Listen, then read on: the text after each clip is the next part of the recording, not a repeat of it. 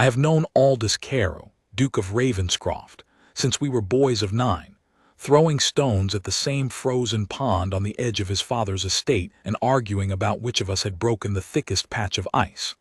I have known him through Harrow and through the years that followed, through his father's death and the weight of the dukedom settling onto shoulders that were, even then, built to carry it.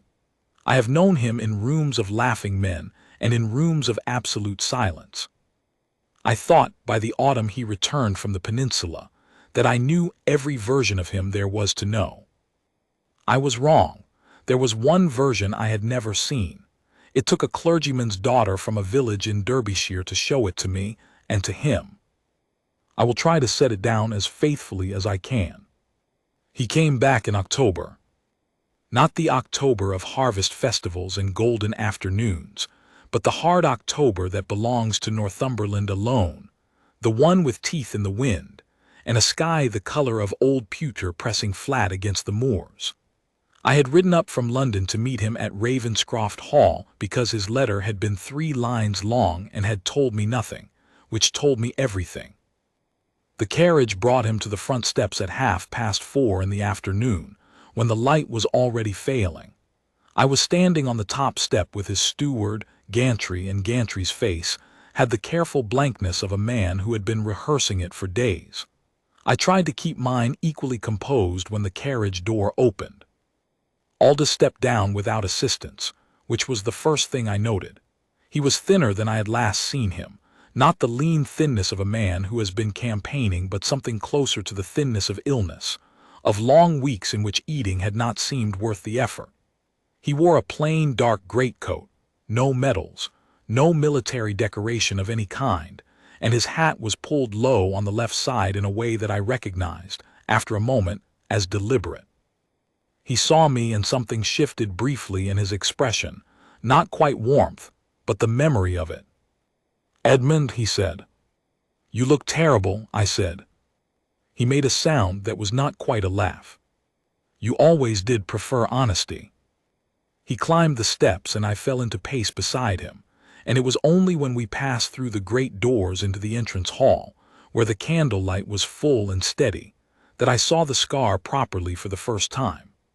It ran from the outer corner of his left eye down across his cheekbone to the edge of his jaw, a clean line, the kind a blade makes when it means to. The eye itself was open but clouded at the iris, and when I watched him move through the hall, I understood that he was navigating largely by his right side, turning his head slightly to compensate, cataloging the room in a methodical way that told me the left eye gave him almost nothing. I said nothing about it. He would hate that more than the wound itself. We dined that evening in the small dining room, just the two of us by his instruction, and Aldous ate more than I had expected and drank less than I had feared. He told me, in fragments, what had happened. A skirmish, a French cavalry sabre, a field surgeon who had done what he could. He was alive. He was home. These were, he said, the only facts that required acknowledgement. "And the dukedom," I said. "The dukedom requires me to be present," he said. "I am present."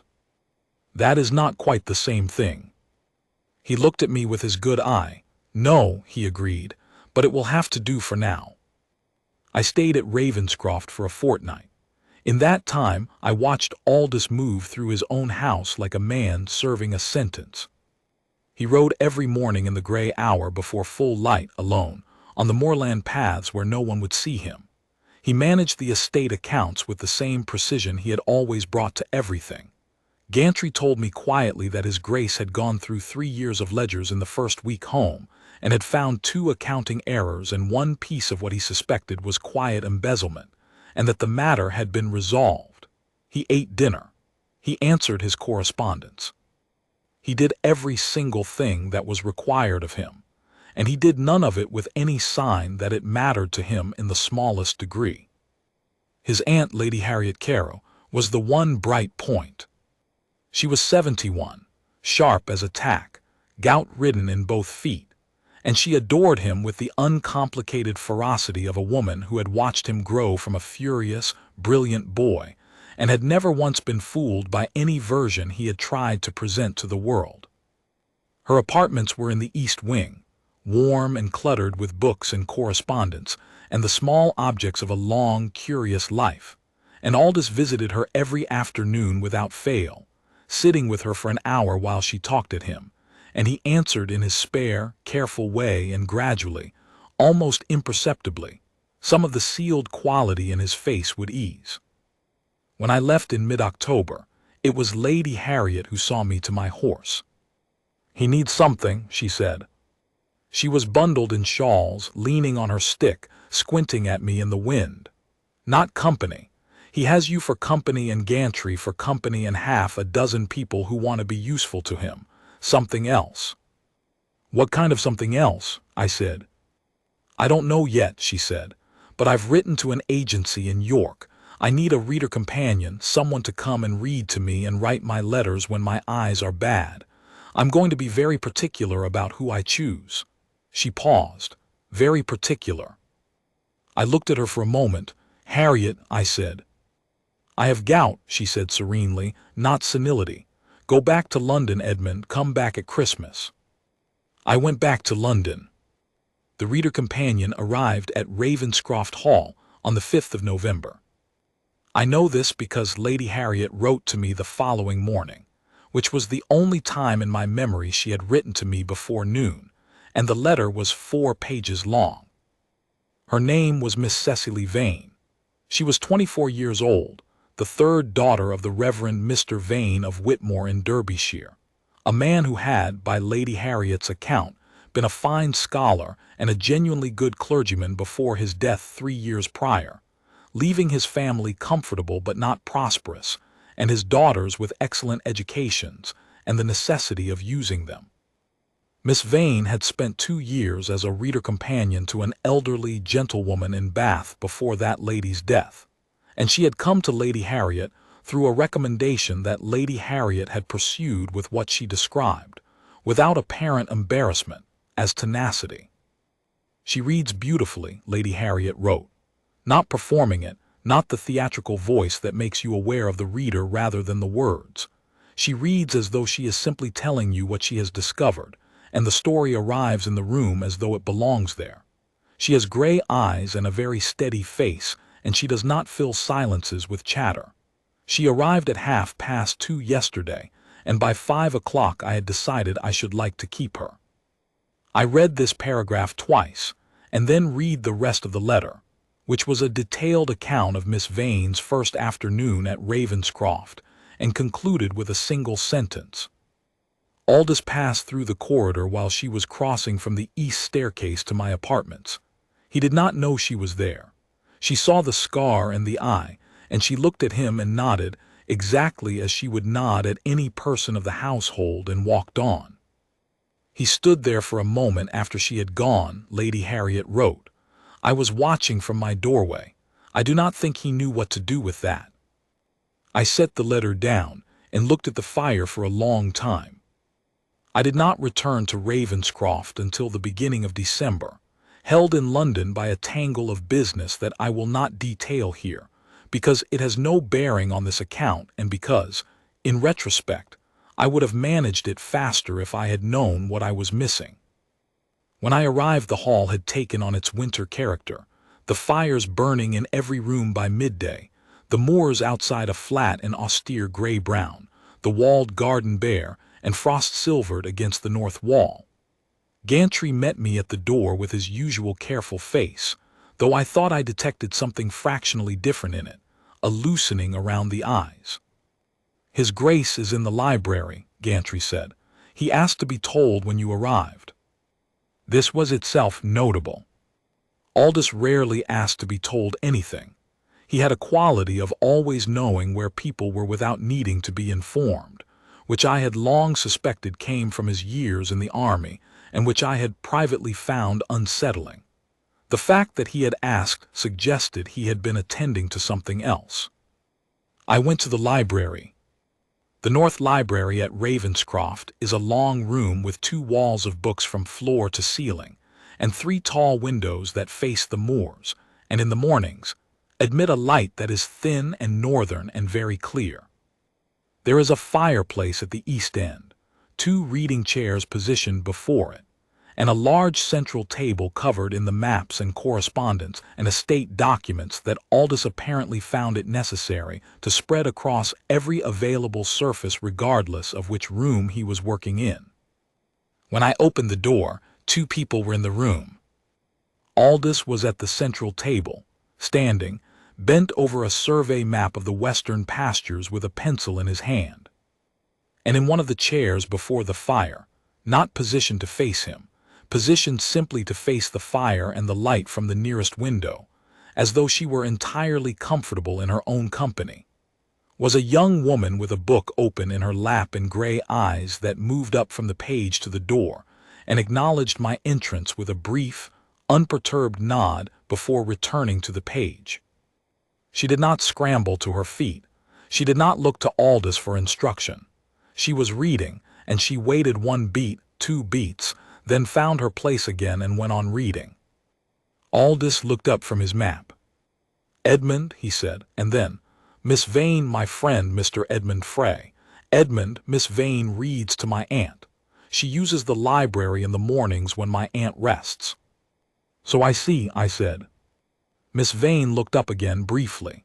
"Mr. Frey," she said, with perfect composure, and turned another page. I looked at Aldous. Aldous looked at his map.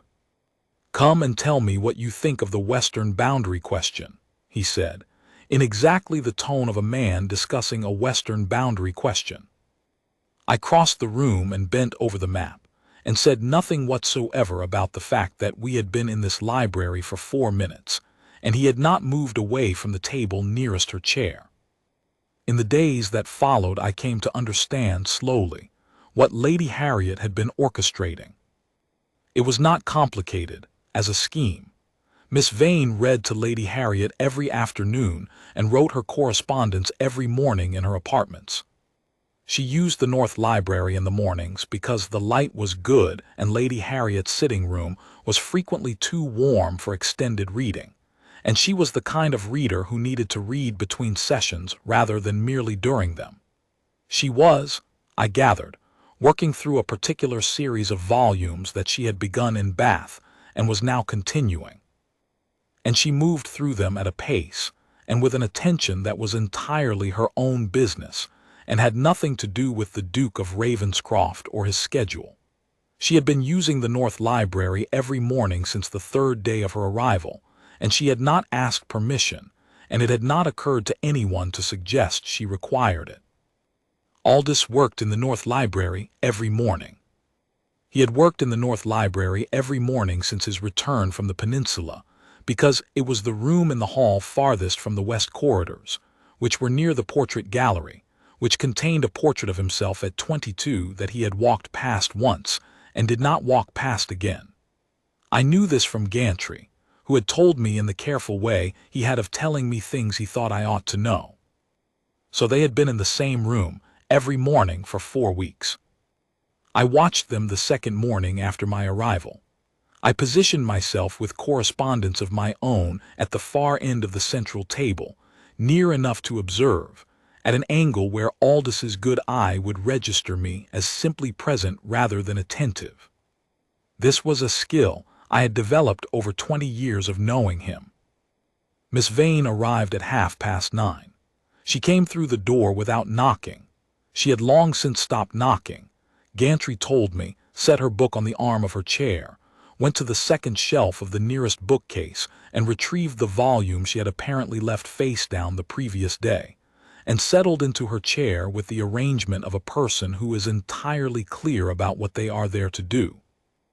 Aldous did not look up from his papers when she entered, but I saw his pen stop for a fraction of a second and then continue.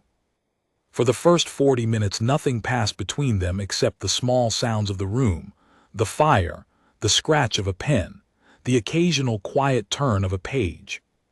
Once a coal shifted in the grate and Aldous rose without apparent thought and adjusted the screen. Once Miss Vane reached the end of a chapter and turned back to reread a paragraph, and her expression in doing so, a small frown of concentration, entirely self-contained, was so clearly the expression of someone engaged in a private conversation with a book that I found myself looking away, as though I had intruded on something. Then Aldous said, without looking up, "What are you reading?" Miss Vane turned a page before answering. "Cowper's Letters," she said. "The second volume." A pause. "I did not know there was a second volume." "Most people find the first volume sufficient," she said. "It is sufficient. But he is funnier in the second, and lonelier, and I think the second is the truer account." Aldous set down his pen.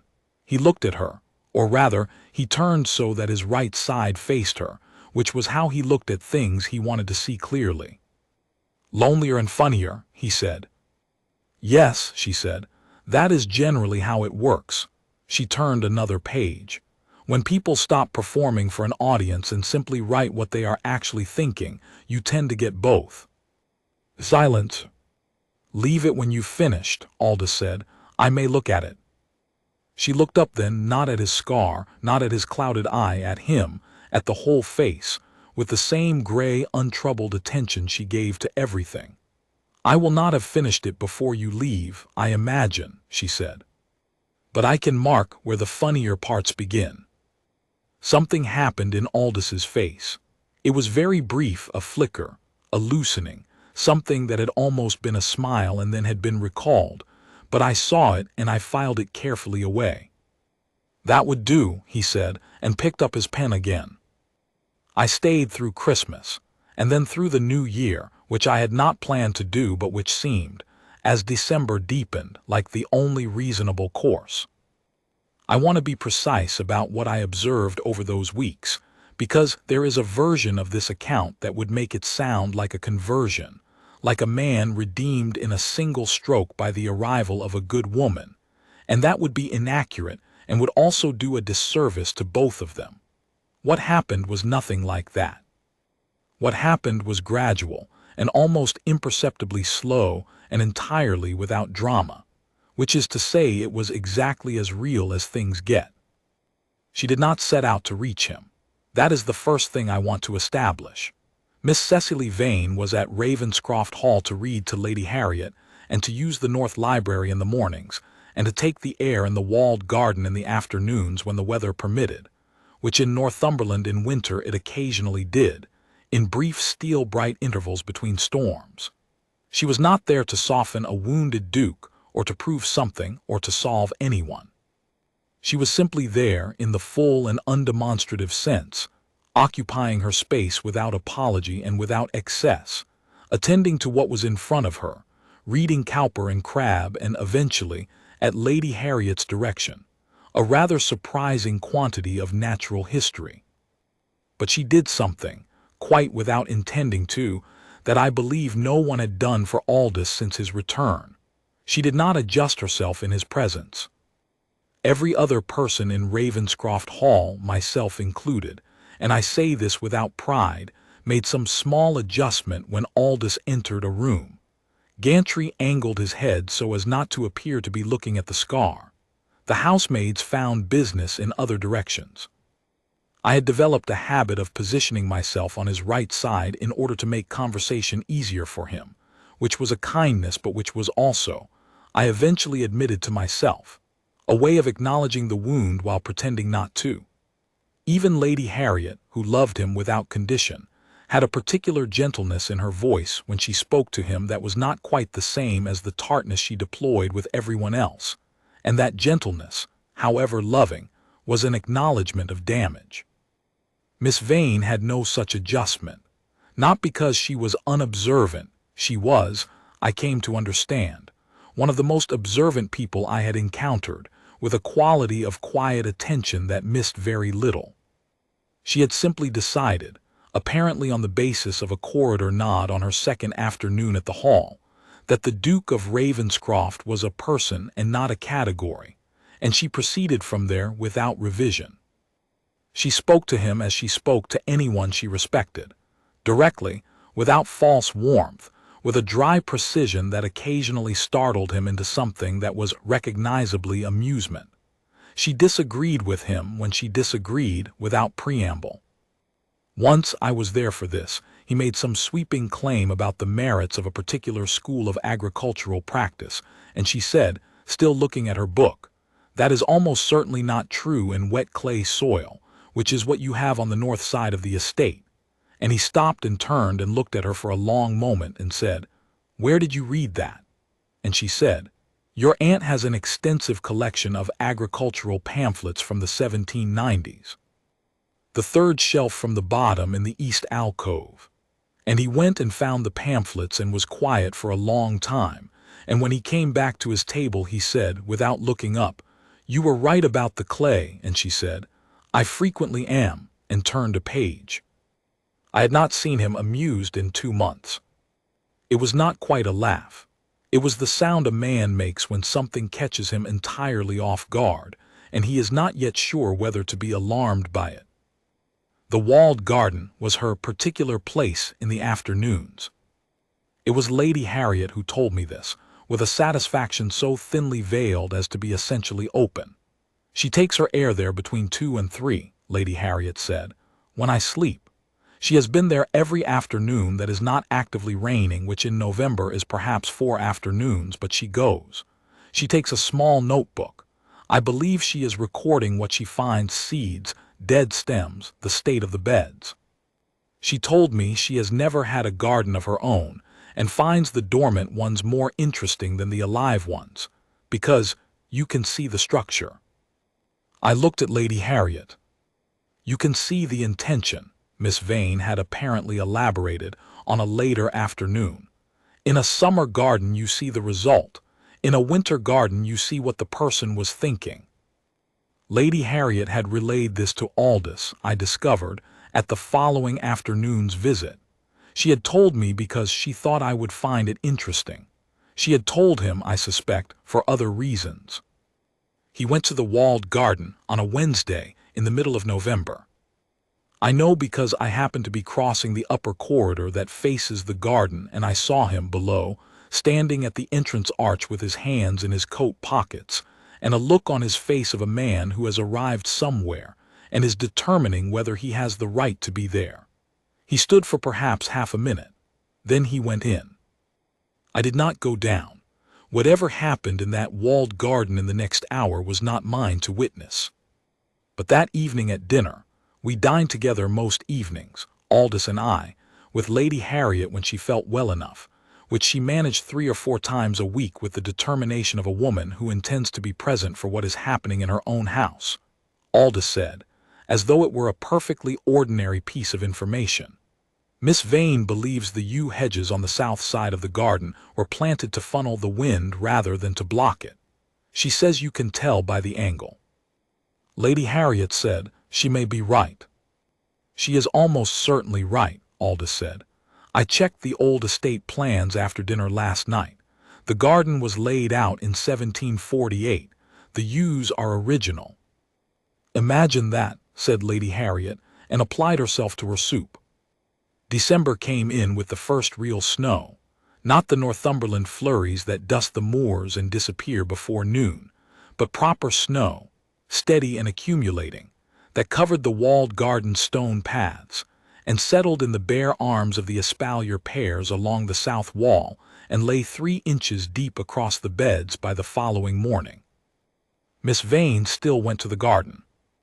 This I observed myself from the library window, where I had placed myself on the morning in question with the specific intention of watching, because something in the pattern of the previous 3 weeks had made me attentive to changes in it.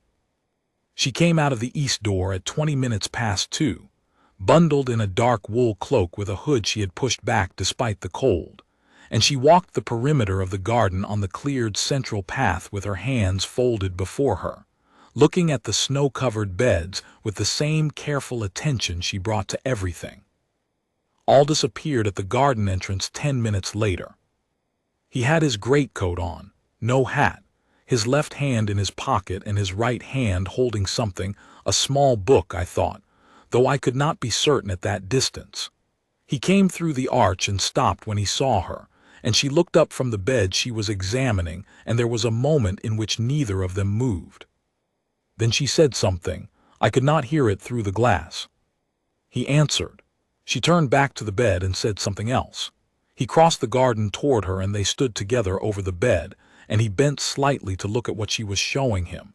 And even from the library window, even with the snow and the distance, I could see that he was not navigating by his right side. He was simply standing beside her, and she had not moved to his right to compensate, and somehow this had not created any difficulty at all. They walked the perimeter together. She pointed at things, the espalier pears, a section of yew hedge, something in the corner bed that I could not make out. He listened. Occasionally he said something and she listened in turn, and once she shook her head, which made him look at her sharply, and then she said something further and his head dipped once in what was unmistakably concession. They were out there for 40 minutes. When they came back in, they came through the east door together and I heard, distantly, the sound of their footsteps in the corridor below, 2 sets, unhurried, falling into something close to the same rhythm without, I suspected, either of them having noted it. I sat in the library for a long time afterward, looking at the snow in the garden, at the 2 sets of footprints side by side along the cleared path. I want to record a particular evening because I think it was where the thing shifted, not dramatically, not with any declaration or scene, but shifted in the quiet, irreversible way that real things shift. It was a Thursday in the second week of December. Lady Harriet had come to dinner in good form and had steered the conversation, with the innocent skill of a woman who has been steering conversation since before either of us was born, to the subject of memory specifically, to whether the things we remember most clearly are the things that mattered most or simply the things that caught us unprepared. She had done this, I eventually understood, because she wanted to see how Aldous answered. He was quiet for a moment, then he said, "Unprepared, I think.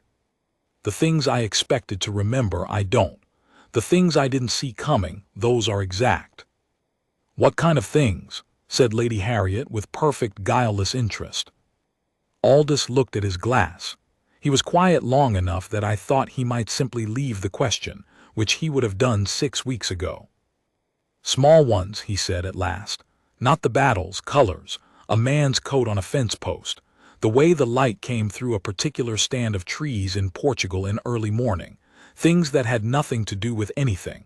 He paused. "I used to think that was a failure of attention, that the important things should leave the strongest marks.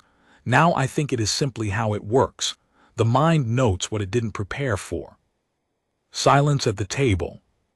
Then Miss Vane, who had been listening with her usual unobtrusive attention, said, "Cowper writes about that. Not about battle, about the garden, and about illness. He says the things that stayed with him most clearly were things he had seen 100 times but never truly attended to until they were nearly taken from him." She paused. "He found it consoling, I think, that the mind can go back and find the thing it missed the first time." Aldous looked at her. Not the quick flick of his good eye that I had come to recognize as his working assessment of a room, but an actual extended look, direct and unguarded. "Does it work that way?" he said. "Can the mind go back and find the thing?" "He believed so," she said. "He was not always right about things. But I think he was right about that." A pause, a long one, the fire in the grate, the candle light on the table. "Tell me the passage," Aldous said, "the exact one." "I don't have the book with me," she said, "but I can remember it closely enough." And she did, not reciting, not performing, but telling him what she remembered quietly across the dinner table, while Lady Harriet looked at her soup and I looked at my wine and Aldous looked at Miss Cecily Vane with the full attention of a man who has not looked at anything fully in a very long time. I do not know, even now, whether she understood what she was doing. I believe she was simply telling him what she remembered about a book she had read carefully and found true. I believe that was entirely genuine.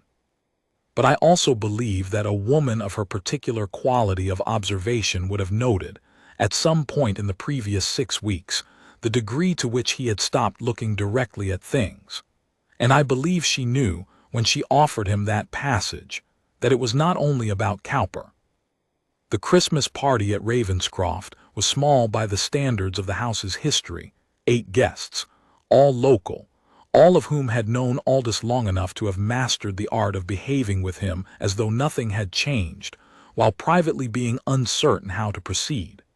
It lasted 3 days, and I watched it with the attentiveness of a man who is beginning to understand the shape of a thing. The guests were, to a person, kind.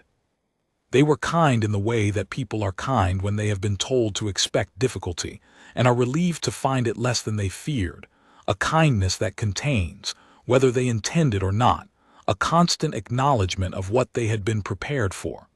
They spoke carefully. They arranged themselves at dinner and in the drawing-room so as to give Aldous his angles.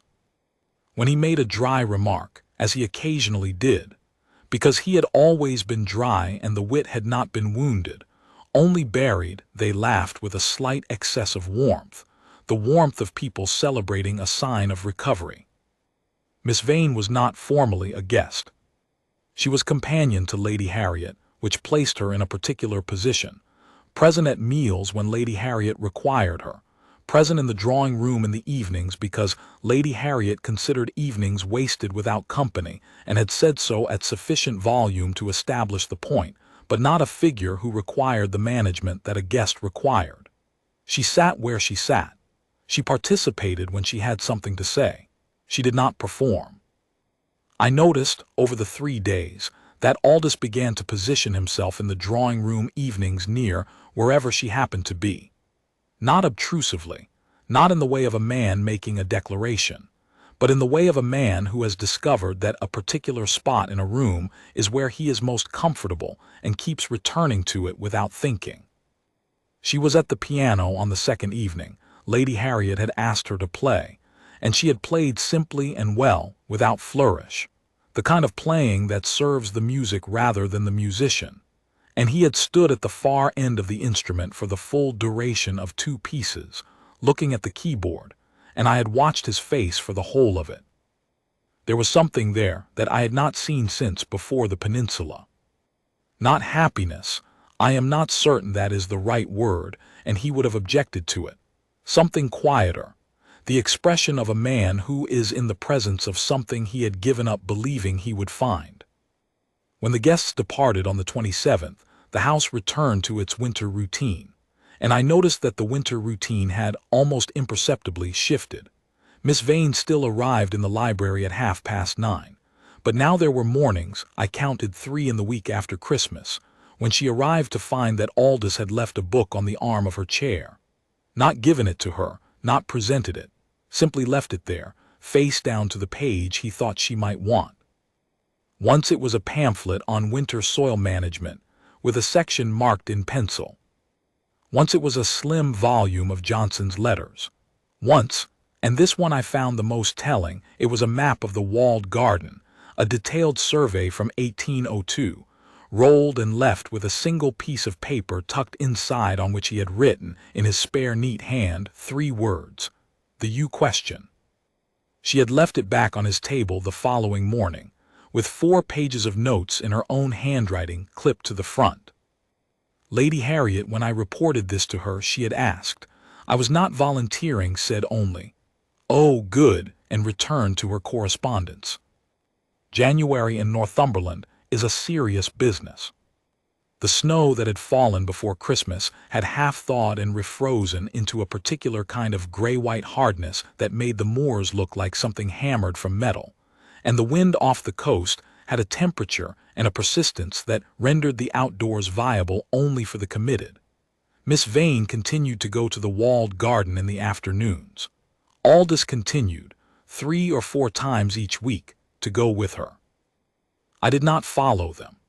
By January, it had become clear to me that what happened in the walled garden was a private matter between 2 people who had independently arrived at the conclusion that the walled garden was where they wished to be at 2:20 in the afternoon, and that my presence would have introduced an element neither of them required.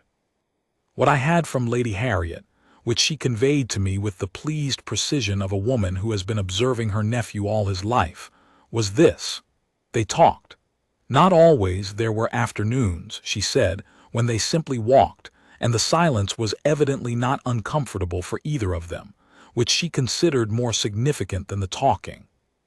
When they talked, it was about the garden, and about books, and occasionally about the estate, because Miss Vane had developed, over the months of using the North Library, a working knowledge of the Ravenscroft agricultural situation that she apparently felt no embarrassment about deploying when relevant.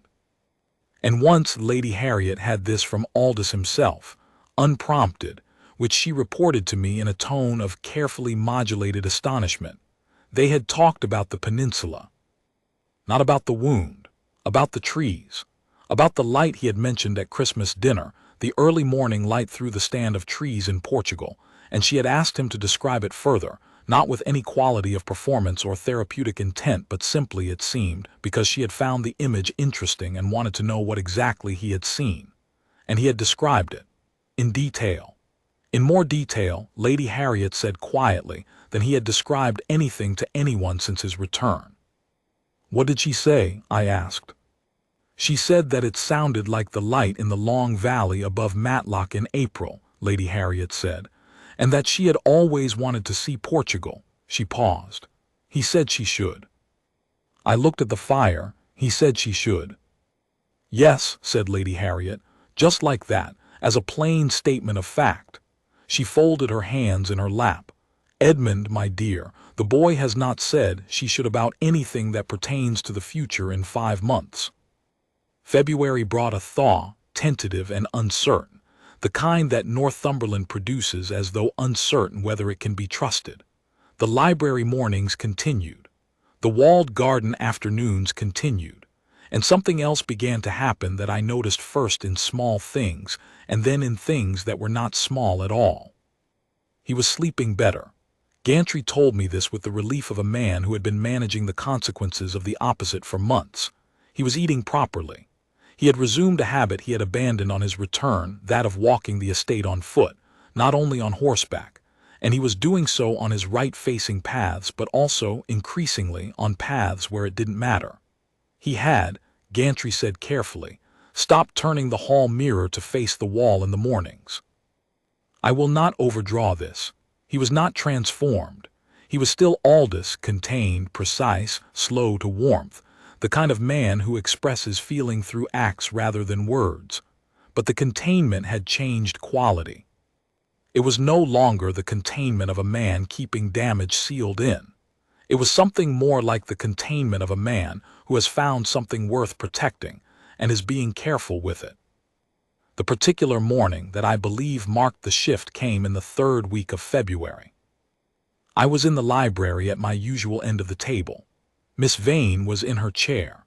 Aldous was at the window, which he sometimes was in the mornings, standing with his hands behind his back, looking at the moors, though by February there was something to look at since the first green was beginning at the base of the heather, and the sky on clear days had the quality of cold crystal that is Northumberland's particular offering in early spring. He said, without turning from the window, "What are you reading this morning?" "Gilpin," she said, "the Observations on the Highlands." "Is it good?" "It is very pleased with itself," she said, "which makes it funny and also occasionally irritating. But he sees things clearly when he stops being pleased." A pause. "I should like to hear some of it," he said, "if you don't object." She did not say anything for a moment. Then she found the beginning of the chapter and she read, not performing, simply telling him what she had found in the voice she used for that, which was unhurried and precise and warm without sentimentality. And Aldous stood at the window with his hands behind his back and listened, and the morning light came in from the moors and fell across the room, and I set down my pen and stopped pretending to work and simply listened too. When she reached the end of the chapter she stopped. Silence. "Again," said Aldous. She turned back to the beginning of the chapter and read it again. I looked at my pen. I looked at the fire. I looked at the window, where Aldous had not moved, and then I looked at Miss Vane, who was reading with her eyes on the page and her gray face composed and entirely present, and I thought, Lady Harriet knew exactly what she was doing when she wrote to that agency in York. March arrived, and with it the crocuses in the walled garden, purple and white, pushing up through the last of the frost-hardened soil in the corner beds. And with them, a change in the quality of the afternoons in the garden that even I, careful and unobtrusive as I had been, could observe from the upper corridor window. They walked closer together. That was the first thing. Not touching, that would have been remarked upon and was, I think, further than either of them had arrived, but close, in the way of two people who have stopped maintaining a formal distance because the formality has simply ceased to be relevant to the situation they are actually in. He pointed things out to her. She had asked him, at some point I had not witnessed, to describe the plants he remembered as growing here in his boyhood, and she listened with her gray eyes on whatever he was indicating, and occasionally she asked a question, and he answered it, and once or twice she pointed something out in return.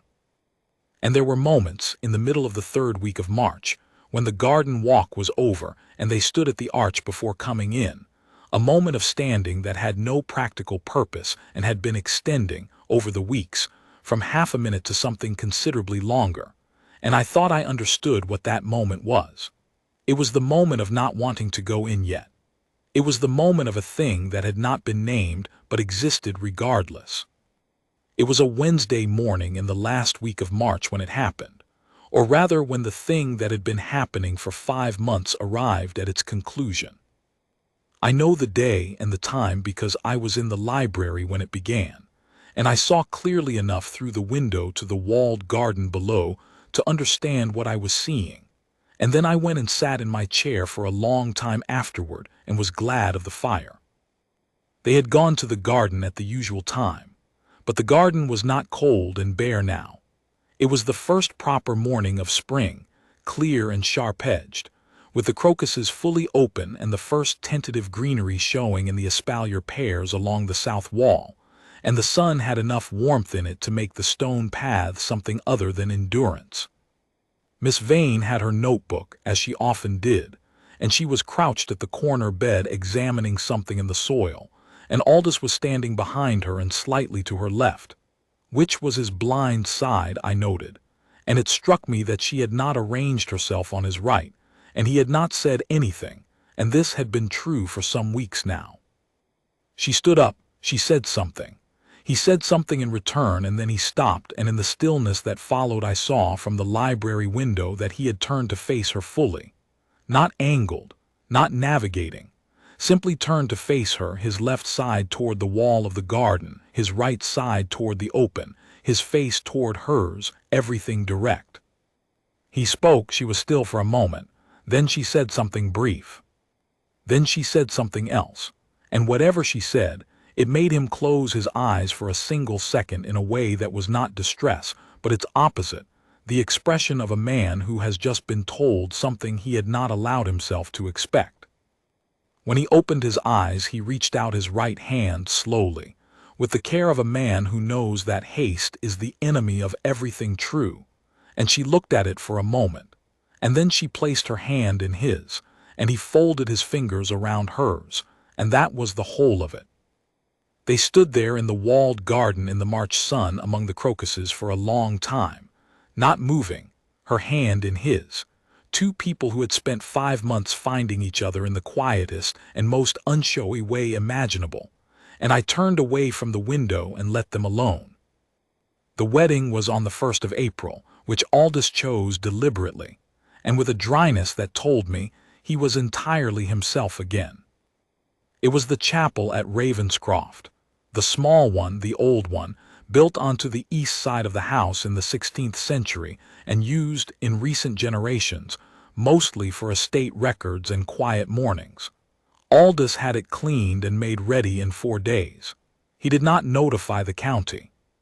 He did not post bans in the public sense. He managed the legal requirements through his solicitor with an efficiency that brooked no delay and very little conversation. He told me on a Tuesday. He told Lady Harriet on the same Tuesday, and she wept, which she would have denied entirely had anyone asked. I stood as witness on his right side. Miss Carroll, Lady Harriet, stood as witness on Cecily's left. Gantry had arranged flowers from the greenhouses, white narcissus and late winter hellebore, which Cecily had apparently described, without knowing it was being noted, as her favorites. She wore a gown of pale gray wool with a cream sash, modest and period exact and entirely herself. Aldous wore a dark coat with no decoration, and looked at her for the duration of the ceremony with an expression of unguarded attention that I have no other word for than devotion. The chaplain was brief and earnest. The chapel was cold and lit by candles, and outside the east window the Northumberland morning was coming in clear and pale gold over the moors. It took 22 minutes. When it was done, when the register was signed and the chaplain had offered his congratulations, and Lady Harriet had pressed both their hands with the firmness of a woman who has done exactly what she set out to do, I stood in the small nave and watched Aldous turn to his wife. He said something to her quietly. I do not know what it was. I was not meant to know. She looked up at him, those gray eyes, steady, undeceived, the eyes of a woman who had never once flinched at what she saw, and she said something in return that made him draw in a long breath and let it out slowly, as though he had been holding it for a very long time. Then he took her hand in his right hand and they walked together out of the chapel door, into the light. I dined with them that evening, the four of us, Aldous and Cecily and Lady Harriet and myself, in the small dining room, and it was the best evening I spent at Ravenscroft in the whole of that long winter and spring. Lady Harriet was magnificent, triumphant and dry in equal measure, telling stories about Aldous's childhood that he bore with the patience of a man who knows he has no recourse. Cecily laughed, and her laugh was warm and unself-conscious, and every time she laughed Aldous looked at her for a second, as though he were filing the fact of it carefully away somewhere he intended to keep. After dinner in the drawing-room, while Lady Harriet dozed by the fire and I pretended to read, I watched Aldous and Cecily at the far window together, not talking, looking out at the dark moors under the late stars. She said something eventually, and he bent his head and answered, and she looked up at him with the same gray composure she had brought through the whole of it, through the corridor nod on the second afternoon, through the library mornings and the walled garden and the December snow, and the chapter of Gilpin read twice, and the March morning among the crocuses. And I thought about what Lady Harriet had said in October, on the front steps, with the wind coming off the moors. He needs something, not company, something else. She had been right. Lady Harriet was almost always right about the things that mattered. What Aldous had needed was not to be managed or pitied or carefully handled. What he had needed was someone who would simply look at him, all of him, the scar and the clouded eye and the contained, difficult, extraordinary mind behind both, and see a person where everyone else had been seeing a wound. Cecily Vane had done that, not as an act of charity, not as a project, not as an effort. She had done it the way she did everything, as a plain statement of what she saw, and it had been, in the end, the only thing that had been able to reach him. I set down my book and looked at the fire and thought that I would not trade the memory of the March morning in the walled garden, his hand reaching out, her hand folding into it, the two of them standing still among the crocuses in the new light, for anything I expected to see in the rest of my life. Some things you do not see coming, and those are the ones you keep.